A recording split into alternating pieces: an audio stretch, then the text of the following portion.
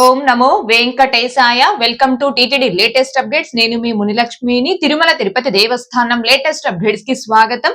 ఈ వీడియోలో తిరుపతి తిరుమల స్థానికుల వైకుంఠ ద్వార దర్శనం టోకెన్ల ఆన్లైన్ రిలీజ్ గురించి ఇప్పుడే టీటీడీ నుంచి ఒక బ్రేకింగ్ అప్డేట్ అయితే రావడం జరిగిందండి. దానికి సంబంధించి అలాగే శ్రీవారి భక్తులు అడుగుతున్న కొన్ని సందేహాలకు సమాధానాలను ఈ వీడియో రూపంలో వివరించే ప్రయత్నం చేస్తాను. సో ఈ వీడియో ఎక్కడ స్కిప్ చేయకుండా చివరి వరకు చూసే ప్రయత్నం చేయగలరు. అలాగే వీడియోస్ చూస్తున్న ప్రతి ఒక్కరు పర్టికులర్ గా మన వీడియోస్ ని లైక్ చేయాల్సిందిగా కోరుచున్నాను. ఓం నమో వెంకటేశాయ. టీటీడీ నుంచి వచ్చిన అప్డేట్. తిరుపతి తిరుమల స్థానికులకు ఈ డిప్ ద్వారా వైకుంఠ ద్వార దర్శనం టోకెన్లు డిసెంబర్ 25వ తేదీ నుండి 27వ తేదీ వరకు ఈ డిప్ నమోదుకు అవకాశం. 29వ తేదీన టోకెన్లు కేటాయింపు. తిరుమల శ్రీవారి ఆలయంలో డిసెంబర్ 30 నుండి జనవరి 8వ తేదీ వరకు నిర్వహించనున్న వైకుంఠ ద్వార దర్శనాల్లో జనవరి 6, 7, 8 తేదీల్లో రోజుకి 5,000 టోకెన్ల చొప్పున తిరుమల, తిరుపతి, రేణిగుంట, చంద్రగిరి ప్రాంతాల వారికి స్థానికుల కోటా కింద కేటాయించాలని టీటీడీ నిర్ణయం తీసుకున్న విషయం విదితమే. ఈ నేపథ్యంలో డిసెంబర్ 25వ తేదీ ఉదయం 10 గంటల నుంచి 27వ తేదీ సాయంత్రం 5 గంటల వరకు ఈ డిప్ నమోదుకు టీటీడీ అవకాశం కల్పించనుంది. తిరుమల, తిరుపతి, రేణిగుంట, చంద్రగిరికి చెందిన స్థానికులు పైన పేర్కొన్న తేదీల్లో 1+3 విధానంలో ఈ డిప్ కోసం TTD website, mobile app, WhatsApp ద్వారా నమోదు చేసుకోవచ్చు. డిసెంబర్ 29న మధ్యాహ్నం 2 గంటలకు ఈ డిప్ ద్వారా టోకెన్లు కేటాయించడం జరుగుతుంది.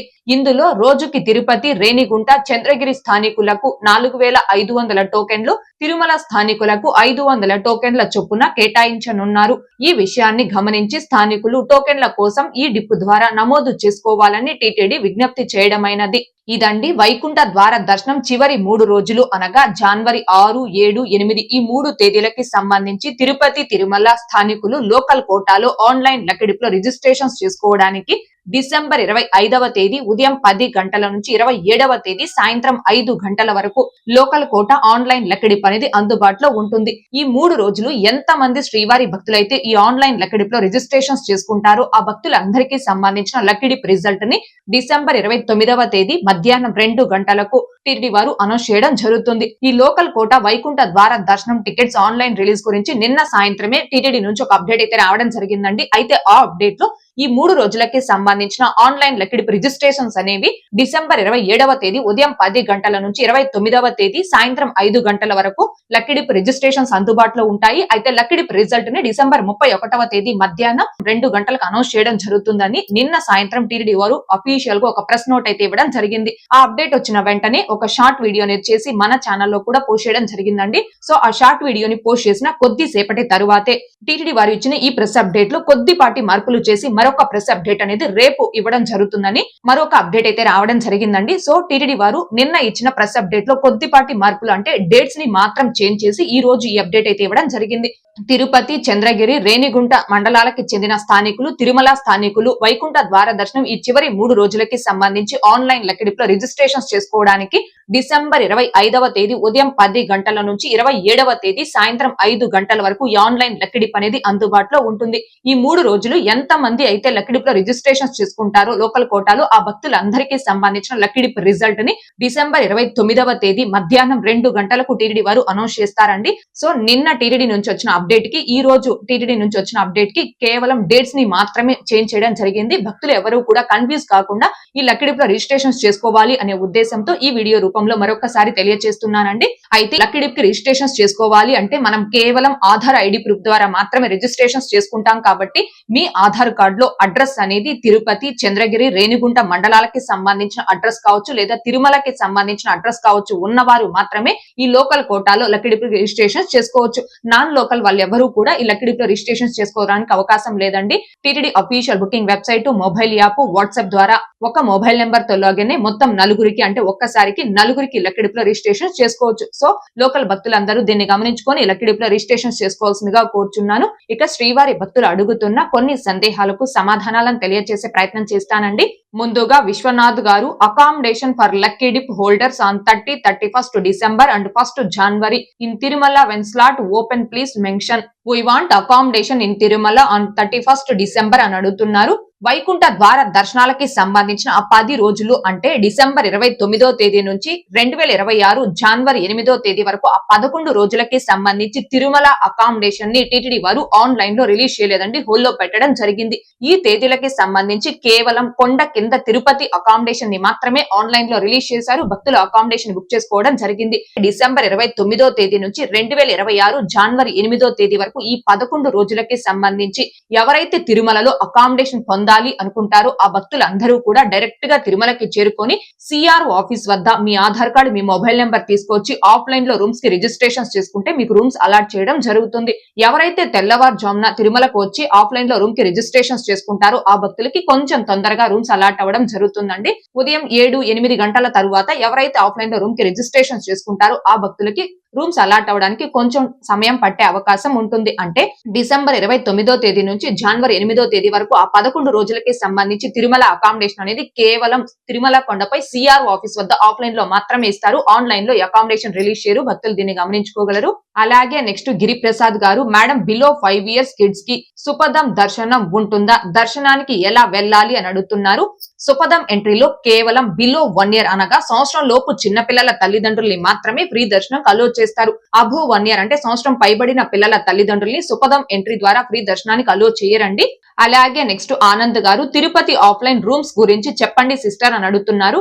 కొండ కింద తిరుపతిలో ఆఫ్లైన్ లో అకామిడేషన్ అనేది కేవలం రైల్వే స్టేషన్ ముందు వైపున ఉన్న విష్ణు నివాసంలో మాత్రమే ఇస్తారండి. మీరు తిరుపతికి చేరుకున్న వెంటనే మీ ఆధార్ కార్డ్ అండ్ మీ మొబైల్ నెంబర్ తీసుకొచ్చి విష్ణు నివాసంలో ఆఫ్లైన్ లో అకామిడేషన్ అనేది పొందవచ్చు. అయితే తెల్లవారుజామున విష్ణు నివాసంలో మీకు ఖచ్చితంగా రూమ్స్ అనేవి దొరుకుతాయండి.